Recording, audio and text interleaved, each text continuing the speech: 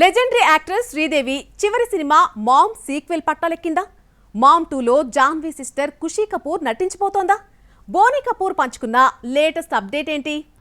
Legendary actress Sridevi second innings లో చేసిన few movies లో ఒకటి మామ్. ఆమె కెరీర్ లో మామ్ 300వ మూవీ కాగా ఆఖరి ఫిల్మ్ కూడా ఇదే. 2017లో వచ్చిన ఈ యాక్షన్ థ్రిల్లర్ మంచి వసూళ్లను రాబట్టుకుంది. శ్రీదేవి పవర్ హౌస్ పర్ఫార్మెన్స్ కు ఫిదా అయ్యారు ఆడియన్స్. 30 కోట్లతో నిర్మించిన ఈ సినిమా సుమారు 170 కోట్లను రాబట్టుకుంది. ఇప్పుడు ఈ మూవీకి సీక్వెల్ రెడీ చేస్తున్నారు మేకర్స్.